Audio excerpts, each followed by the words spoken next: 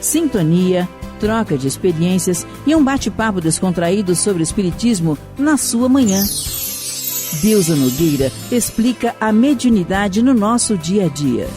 Começa agora, na sua Rádio Rio de Janeiro, o programa Conversando sobre Mediunidade. Olá, amigos ouvintes da Rádio Rio de Janeiro. Meu nome é Deusa Nogueira. Estamos nós conversando sobre a mediunidade. E este mês de dezembro, esse mês especialíssimo na comemoração do Natal de Jesus, embora a gente saiba que Natal é todo dia, que todo tempo é tempo de reflexão, todo tempo é tempo de melhoria, todo tempo é tempo de crescimento, mas a gente sabe que nesse período as emoções, os sentimentos ficam mais voltados para o bem. Há uma grande movimentação da comunidade cristã. E isso, com certeza, atinge a encarnados e a desencarnados. E aí a gente está aproveitando nesse período para revermos alguns textos da obra Mediunidade com Jesus, do Espírito Carlos, através do médium Roberto Lúcio de Souza, editado pela editora espírita cristã Fonte Viva, lá de Belo Horizonte. E hoje a gente vai trazer a primeira lição, que é ponto de reflexão no trabalho mediúnico. E é muito interessante a contextura desse livro, a organização, que ele parte sempre de um dito bíblico. Então, dessa vez, é de uma palavra de Jesus, anotada por João, no capítulo 14, versículo 6, em que Jesus falou assim: eu sou o caminho e a verdade e a vida. E o Espírito Carlos vem falando para nós assim: teu grupo de relacionamento e estudo propõe-se ao trabalho mediúnico? Recorda-te, onde 2 ou mais reunirem-se em amor ao meu nome, aí estarei presente. E aqui a gente já vê que é um caso, né? É um fato, desculpe. Muitas vezes existe um grupo que se propõe a estudar. Até nas empresas, a gente sabe que algumas aproveitam o momento de almoço para estudarem a doutrina, né? Há diferentes doutrinas. Tem, junto o grupo que abraça a interpretação do catolicismo, o outro, a interpretação do protestantismo, e os grupos espíritas também junto. E aproveita aquela 1 hora de almoço para fazer o estudo. E à medida que vai havendo o relacionamento, o entrelaçamento maior, a adesão à ideia espírita, a pessoa, o grupo já começa a pensar no trabalho mediúnico. E aí ele vai falando, né? Recorda-te, aonde 2 ou mais reunidos em amor ao meu nome, aí estarei presente. E aqui a gente vai vendo todo o cuidado, porque muitas vezes esses grupos se formam sem o suporte de uma casa espírita. E alguém pode falar assim, mas o que é isso? Quem falou isso? Né? É só a gente pensar na observação, observar o que acontece. O grupo corporativo, o grupo que tem a ver com a empresa, qual é a finalidade? Qual é a atividade fim? É a lucratividade, é a produção, é o funcionamento empresarial. Então, quais serão os espíritos que estarão ali? A gente não está aí no mérito de inferior ou superior, não. Mas são espíritos especializados nessas questões empresariais que nem sempre eles estarão, assim, afinizados com a ideia cristã. Não é que sejam maus, mas é que naquele momento o foco é a tarefa empresarial. E aí, muitas vezes, na reunião de estudos, os assuntos da própria empresa vêm à baila, né? Questões pessoais vêm à baila.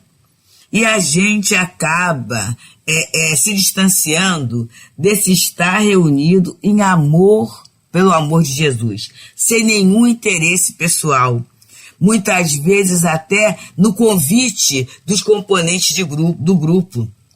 Tem que convidar fulano, porque fulano é um diretor, tem que dar a palavra sempre a fulano, porque ele tem uma posição dentro da empresa. E a gente vai esquecendo que Jesus, quando ele traz o Pai Nosso, ele apresenta a Deus como Pai e todos nós como irmãos uns dos outros.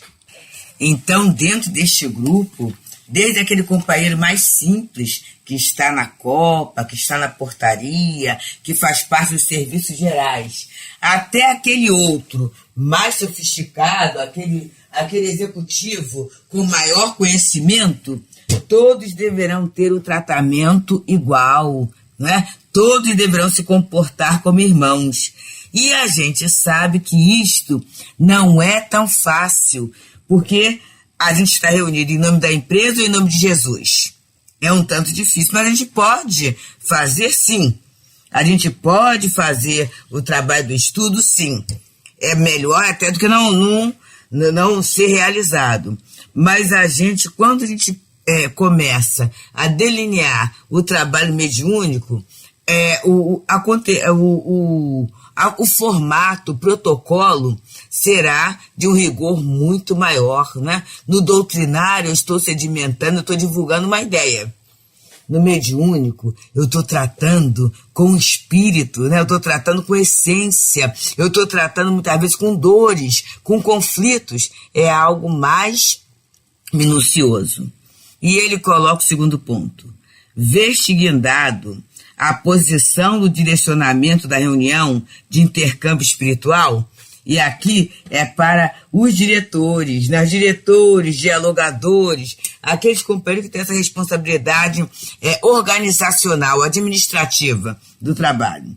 E aí ele coloca aqui, lembra-te, aquele que quiser ser o maior no reino dos céus, seja o menor entre os homens. E aí a gente começa, né, a pensar, quando João fala, né, filhinhos, não vos admireis por vos submeterem os espíritos. Antes, tenhais, né, a preocupação de ter os vossos nomes escritos nos céus.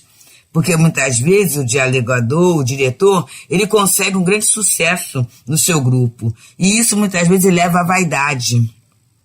Leva a criatura a se achar melhor que o outro. Na verdade, não é isso. Ele está falando aqui, ó.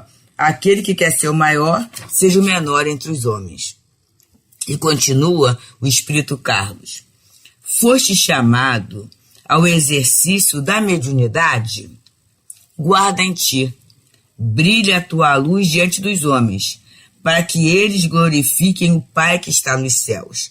Então, muitas vezes, no exercício feliz da mediunidade, através da divulgação, através do trabalho de cura, através do esclarecimento, através da consolação, o médium, ele consegue excelentes resultados. Mas tem que ficar na cabeça que ele é médium, né? Que, na verdade, a glória não é dele. Ele é intermediário, ele tem o valor de ser da boa vontade, da disponibilidade. Mas, na verdade, o trabalho é de Deus. Trabalho de Deus. Lembramos de outro dito bíblico, nos permita o Espírito Carlos citá-lo. Toda boa dádiva e todo dom perfeito vem do alto. E ele vai nos trazendo agora mais um pouquinho, né? És o recurso imprescindível na sustentação do contato com outras esferas espirituais? Não esqueças, vós sois o sal da terra, e se ele for insípido, para que servirá? Então é o momento em que a gente começa a pensar nessa utilidade da mediunidade. O sal, ele serve para temperar, sim, ele vai dar o tempero, mas ele também serve para conservar. Já pensamos? Será que no nosso exercício mediúnico a gente está sendo fiel, a gente está conservando tudo aquilo que a gente aprendeu de Jesus, tudo aquilo que a gente aprendeu na doutrina espírita? Porque muitas vezes o médium, após o momento que ele sai daqueles estudos preparatórios para a sua atividade mediúnica específica, ele vai criando modos, jeitos, personalismos. E em muitas situações, é muito triste a gente verificar isto, a palavra da doutrina, a posição doutrinária acaba ficando comprometida. Então, que a gente possa bem pensar nisto, né? Somos o sal da terra. É para dar tempero, é. E que tempero é esse? É da nossa dedicação, do nosso afeto, da nossa gratidão, da nossa alegria de servir. Isto é o sal, mas que a nossa alegria, a nossa emoção, o nosso sentimento esteja embutido, nele esteja embutido todos os princípios morais, todos os conhecimentos que Jesus nos trouxe e que a doutrina espírita veio esclarecer para nós. Então, isto há de virar comportamento. Isto e haverá de servir para a nossa elevação e para a ajuda, para a elevação do grupo em que estamos inseridos. E assim, irmão, estamos nós, pelas ondas queridas da Rádio de Janeiro, que nesse ano completou 50 anos, com muita alegria, com muito esforço, com muita dedicação, neste espaço em que estamos conversando sobre a mediunidade. Nesse mês de dezembro, em comemoração ao Natal de Jesus, estamos estudando o livro Mediunidade com Jesus, do Espírito Carlos, através do médium Roberto Lúcio de Souza, editado pela editora espírita cristã Fonte Viva. E estamos na primeira lição, que é intitulada Pontos de Reflexão no Trabalho Mediúnico. E continua ele a nos falar. Diante do irmão desencarnado que se comunica, atenta. Filhinhos, não creais a todo espírito, mas provai se os espíritos são de Deus. E essa questão da comunicação é muito séria, meus amigos. Essa questão do meu guia também é muito séria. Esse meu guia, entre aspas. Nesse período em que a maioria das nossas casas espíritas estiveram fechadas para o trabalho mediúnico privativo, né? E até para o passe, a gente tem observado muitas esquisitices em nome do meu guia. A gente tem observado muitas indisciplinas, muitas distorções em nome do meu guia. Então, a gente tem que estar, assim, muito atento nessa movimentação. Entendemos, gente? Nessa movimentação. Porque é muito fácil ser enganado quando se está sozinho. É muito fácil ser enganado quando a gente não compartilha ideias. É muito fácil ser enganado quando a gente não passa por um processo de avaliação, por um processo de entendimento. E a gente sozinho, a gente, na verdade, não está tendo esse benefício das comunicações serem avaliadas. E aí nós observamos até pelas redes sociais uma série de comunicações, uma série de falas que são falácias, né? Que não tem o sentido profundo que a gente necessita para a instauração de uma nova forma de ver, para a consolidação da fé. Muitas vezes é um movimento de novidades que não levam, que não são construtivas. Então, é esse cuidado, né? É o Espírito que deu, que a gente, antes de ver a assinatura, a gente veja o conteúdo, porque essa é a orientação da doutrina espírita. Sem crítica, sem julgamento, mas colocando na nossa mente assim: eu devo aproveitar essa mensagem, ela é aproveitável para mim ou não?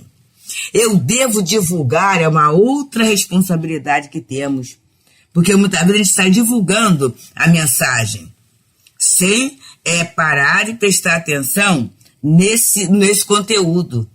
E aí quanta confusão a gente acaba veiculando, né? Principalmente naquelas mentes que estão carentes, sequiosas de uma orientação, fragilizadas por inúmeras dores por que passaram. Então necessitamos de extremo cuidado. E continua o Espírito Carlos falando assim: orientas o socorro fraterno aos irmãos necessitados?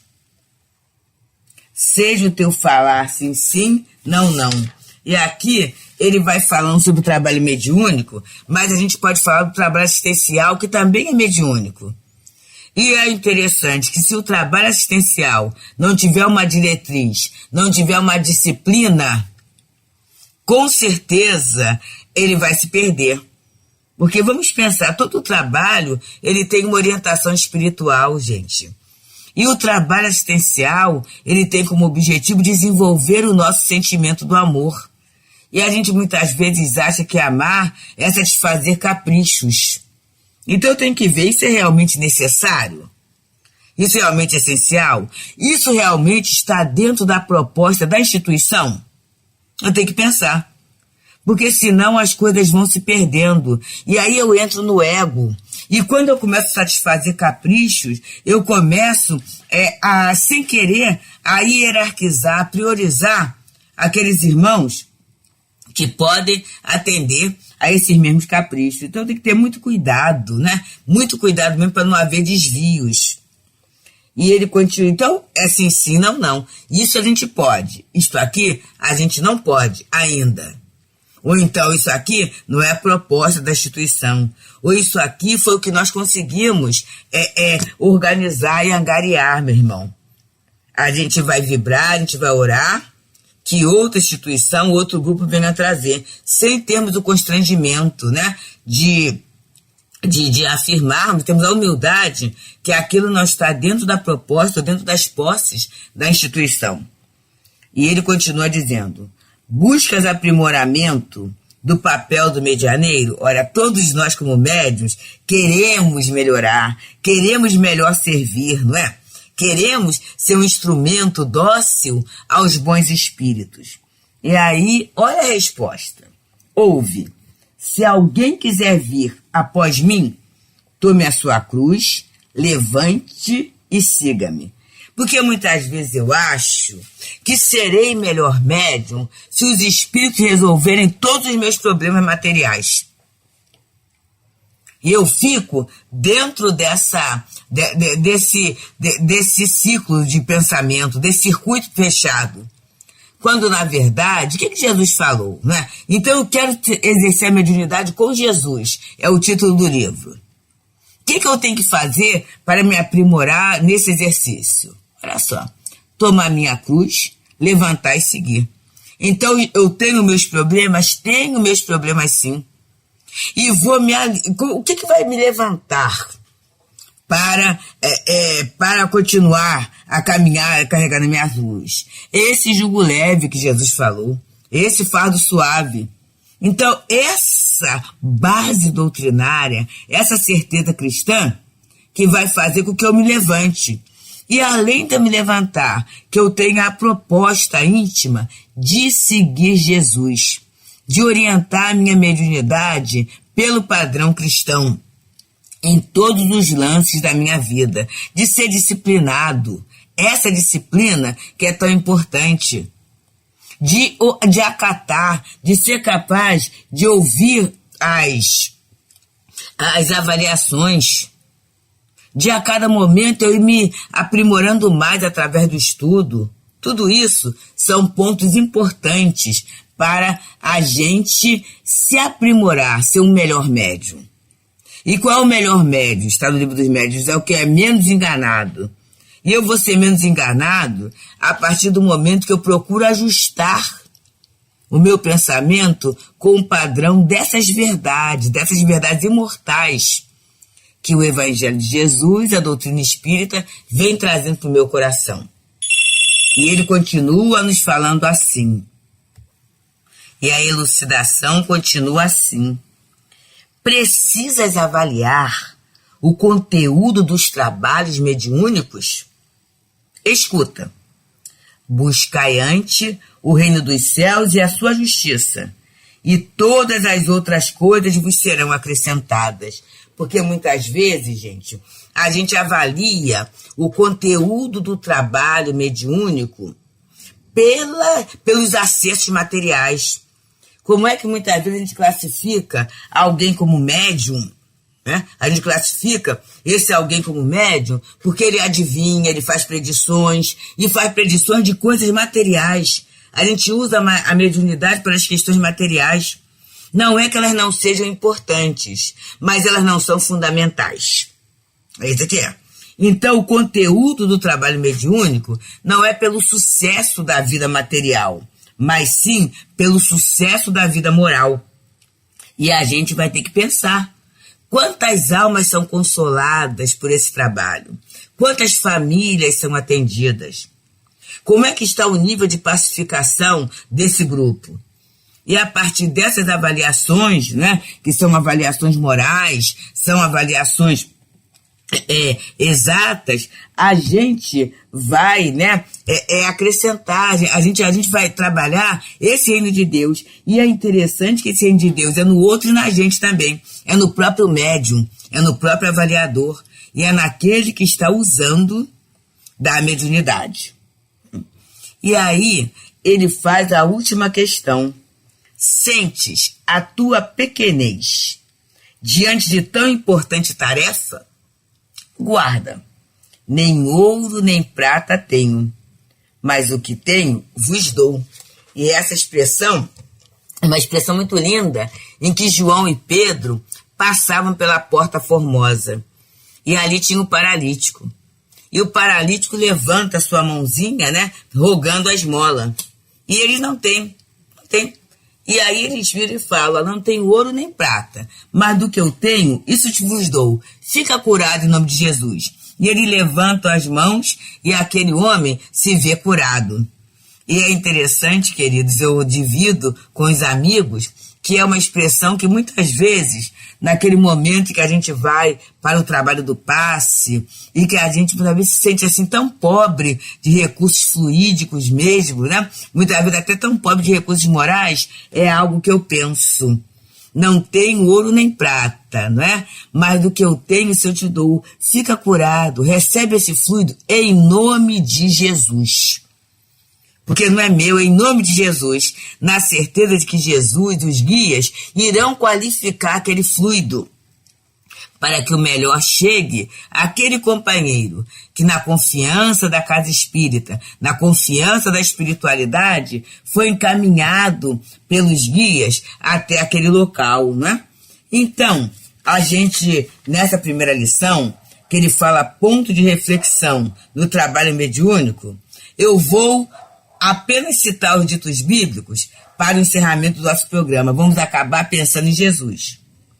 Aonde 2 ou mais reunirem-se em amor no meu nome, aí estarei presente. Aquele que quiser ser o maior no reino dos céus, seja o menor entre os homens. Brilhe a tua luz diante dos homens, para que eles glorifiquem o Pai que está nos céus. Vós sois o sal da terra, e se ele for insípido, para que servirá? Filhinhos, não creais a todo espírito, mas provai se os espíritos são de Deus. Seja o teu falar sim, sim, não, não. Se alguém quiser vir após mim, tome a sua cruz, levante e siga-me. Buscai antes o reino dos céus e a sua justiça, e todas as outras coisas vos serão acrescentadas. Nem ouro, nem prata tenho, mas o que tenho, vos dou.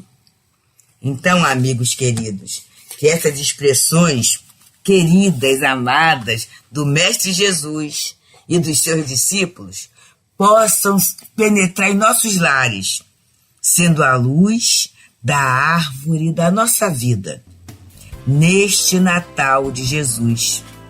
E que esta luz, uma vez acesa, possa perdurar, amigos, não somente nesse tempo, não somente nesta data, não somente neste mês, não somente agora, mas para todo o sempre. Muita paz, queridos amigos, muita paz. Deusa Nogueira explica a mediunidade no nosso dia a dia. Programa Conversando sobre Mediunidade.